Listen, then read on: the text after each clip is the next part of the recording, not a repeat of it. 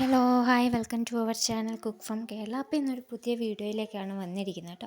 അപ്പം നമുക്കിന്ന് പെട്ടെന്നൊരു ബാജി ഉണ്ടാക്കിയാലോ. അതുപോലെ ദോശയ്ക്കും അതുപോലെ തന്നെ പൂരി ചപ്പാത്തി എന്നിവയ്ക്കൊക്കെ നമുക്ക് പെട്ടെന്ന് എളുപ്പത്തിൽ ഉണ്ടാക്കാൻ പറ്റുന്ന ഒരു കറിയാണ്. കിഴങ്ങ് വെച്ചിട്ട് നമുക്ക് പെട്ടെന്നൊന്നും ഉണ്ടാക്കി നോക്കിയാലോ. അതിന് വേണ്ടി ഞാനിവിടെ ഒരു കുക്കർ എടുത്തിട്ടുണ്ട്. കുക്കറിലേക്ക് ഞാനിവിടെ എളുപ്പത്തിന് വേണ്ടി കിഴങ്ങ് ചിരണ്ടിയിട്ടാണ് എടുക്കുന്നത് കേട്ടോ. കിഴങ്ങ് ചിരണ്ടി ഇടുക. അതിന് ശേഷം അല്പം മഞ്ഞൾപ്പൊടി അല്പം ഉപ്പ് ഇട്ടതിന് ശേഷം കുറച്ച് വെള്ളവും കൂടെ ഒഴിച്ച് നമ്മൾ ആവശ്യത്തിന് വെള്ളവും കൂടെ ഒഴിച്ച് ഞാനിവിടെ ഒരു 10 വിസിലത്തോളം വിട്ടിട്ടുണ്ട്. അത്രയും വിസിൽ വിട്ടതിന് ശേഷം എടുക്കുക. അതിന് ശേഷം ഞാനിവിടെ ഒരു 3 സവോള 2 പച്ചമുളക് എന്നിവ അരിഞ്ഞെടുത്ത് മാറ്റി വെച്ചിട്ടുണ്ട്.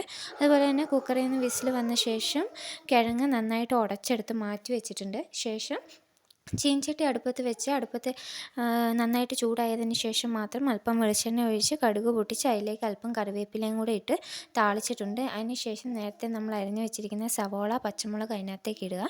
ഇട്ടതിന് ശേഷം നന്നായിട്ട് ഒന്ന് ഇളക്കി കൊടുക്കണം കേട്ടോ. ഇളക്കി കൊടുത്ത് നല്ലൊരു ബ്രൗൺ കളർ ആകുമ്പോഴേക്കും നമ്മൾ നേരത്തെ ആക്കി വെച്ചിരിക്കുന്ന കിഴങ്ങ് അതിലേക്ക് ഇടുക. ഇട്ടതിന് ശേഷം നന്നായിട്ട് ഒന്ന് ഉടച്ചു കൊടുക്കണം കേട്ടോ. എല്ലാ ഉള്ളിയും അതുപോലെ തന്നെ പച്ചമുളകും എല്ലാം കൂടെ നന്നായിട്ട് ഉടച്ച് നന്നായിട്ട് ഇളക്കി കൊടുക്കുക. ഇളക്കി കൊടുത്തതിന് ശേഷം ഒരല്പം, അതായത് നേരത്തെ കുക്കറിൽ കിഴങ്ങ് വേവിക്കാൻ വെച്ച വെള്ളം അതിലേക്ക് ലേശം നമുക്ക് ആവശ്യത്തിന് മാത്രം ഒഴിച്ച് നന്നായിട്ട് ഒന്ന് തിളപ്പിക്കാൻ വെക്കുക. തിളപ്പിച്ചതിന് ശേഷം നന്നായിട്ടൊന്ന് ചെറുതായിട്ടൊന്ന് കുറുകി വരുമ്പോഴേക്കും അതിലേക്ക് അല്പം കുരുമുളക് പൊടി ഇടുക. കുരുമുളക് പൊടി ഇട്ടതിന് ശേഷം നന്നായിട്ട് ഒന്ന് ഇളക്കി കൊടുക്കുക.